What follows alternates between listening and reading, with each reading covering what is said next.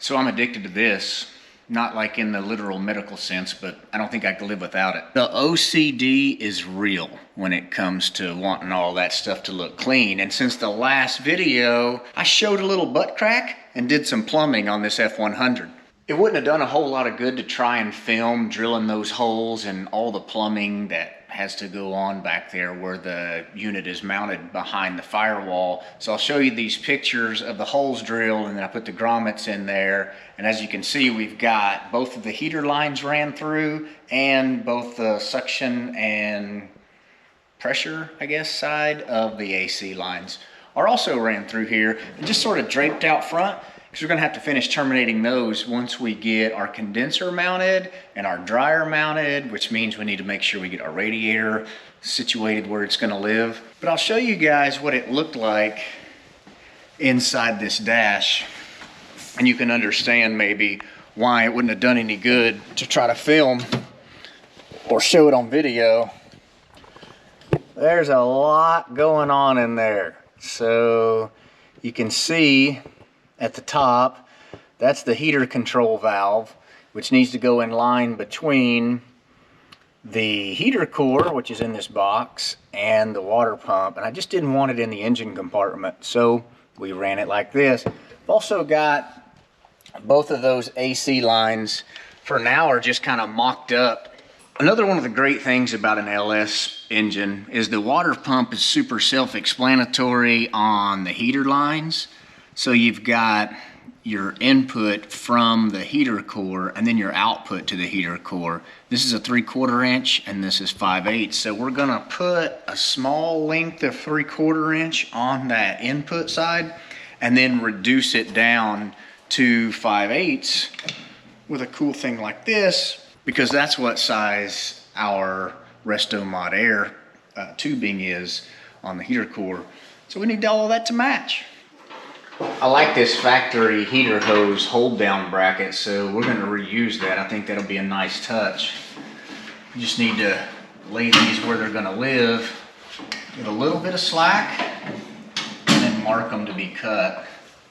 You want to make sure you stay away from the exhaust system. And remember, you can't make them longer. So cut extra if you need to. You know, I've had these handy cuts. That was a Sears product for I just don't know how long. I'm pretty sure they don't make them anymore. Maybe they do, but they're one of the greatest things for cutting hoses. The return side's going to need a little bit of this 3/4 inch put on first.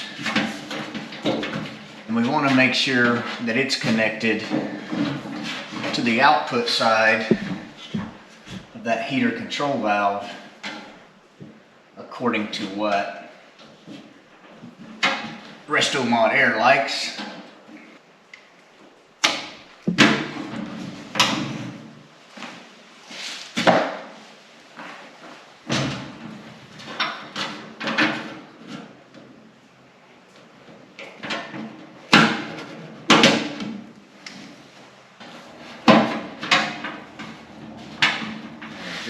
So there's the heater lines.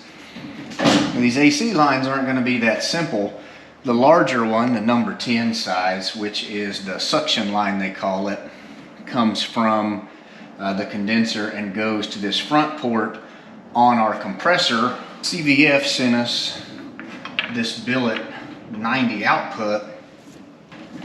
I think it'll look great is to have this cut where it feeds in here straight, and then we'll do a 90 drop down for what they call the discharge line from the compressor, and I believe it goes to the top of the condenser, and this line is going to go to the dryer because it's actually the input side for the condenser in there.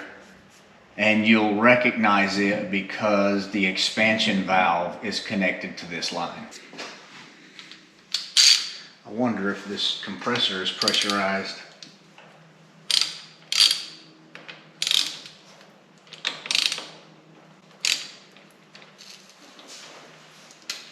Yep.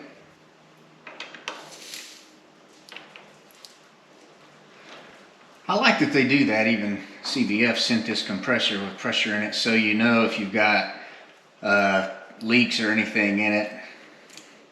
It's kind of a nice confirmation, to be honest, that you're not starting out with a part that's defective. These O-rings are already oiled, so we'll just go ahead and lay them right back where they had them.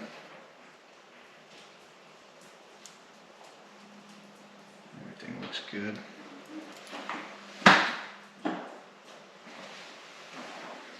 And we'll bolt our manifold down. Make sure none of that paint fell in the way on top of these O-rings.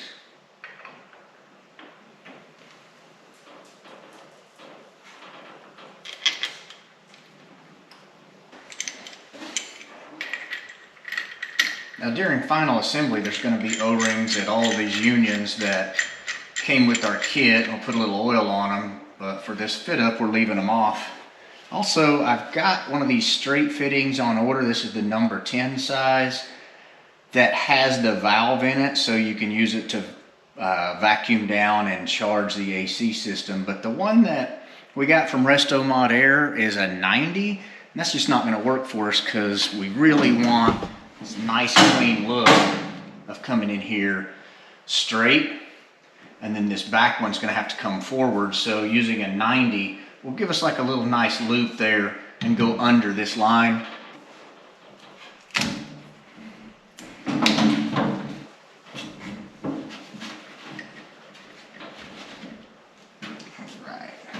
So this is our condenser that came from Resto Mod Air, and while we did order this kit specific for this year model truck, I honestly haven't seen a single item yet that was specific to this year model truck.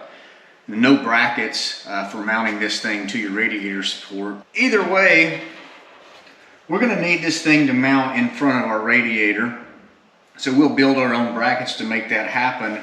We're also going to have to trim off some of this hood release latch to clear that thing, and then the radiator will sit in here nice and tidy. But we can't really start doing our plumbing until we get this where it's going to live. So that's kind of our next step. We've got our cold case radiator that we purchased from Summit in a kit, and then it's actually a radiator kit for a first gen Camaro or Firebird 67 through 69. But the measurements worked for this application. And I know there's probably a radiator out there that's like an LS swap for these old trucks, but you're going to pay a lot for it. And with COVID lead times, it's just something I didn't want to deal with. Whereas this LS swap radiator kit from Cold Case was sitting on the shelf in Summit, and it has the shroud and the fan along with this LS radiator. And these brackets I've measured. And we're going to trim some of this factory mounting off where the factory radiator bolted. But with it sitting in there, we'll have room for that condenser. We'll have plenty of room for our shroud and our fan. And it'll leave us a nice place to mount that dryer and route those lines on the grill side of this radiator support to the condenser.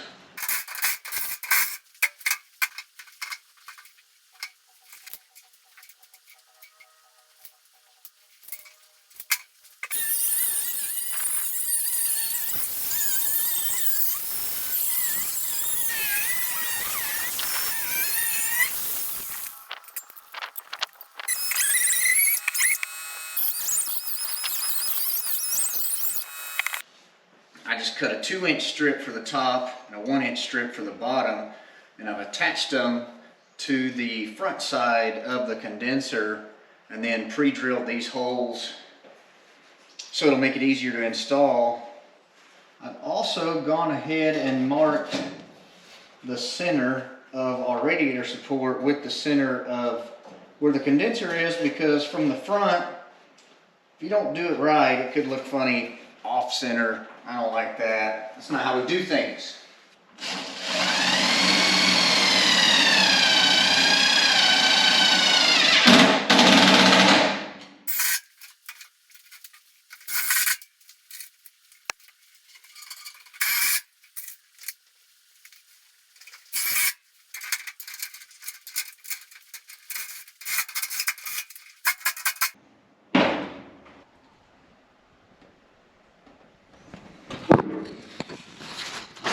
It's close, but it clears. Now you just need to trim off these original radiator mount tabs from the radiator support. All right, stop.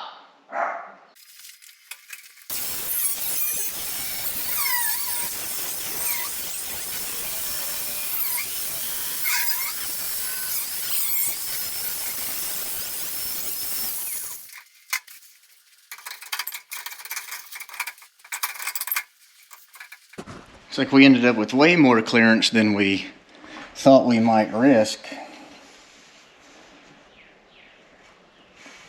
It's actually better to have them a little closer than that, I think, so you don't get that escape of vacuum from the fan, so it pulls air through the condenser instead of around it.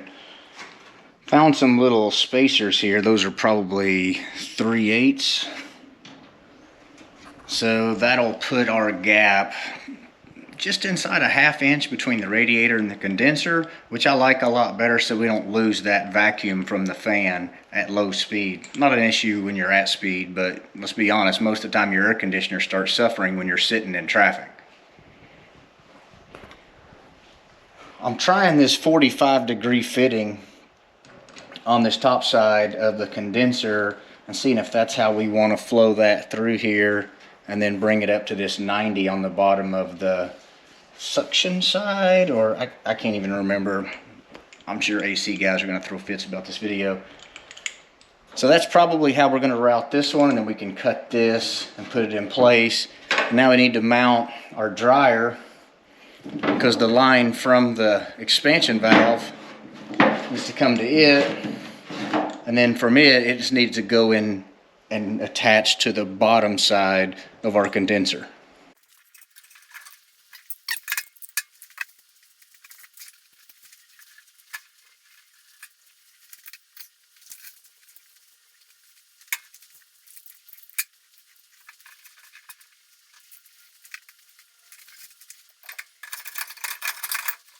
This turned out awesome.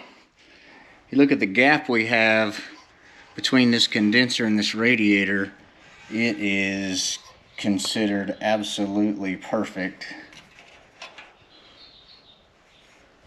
The lines aren't really in a bind. They're tucked in nicely. The bends aren't all that too terribly tight.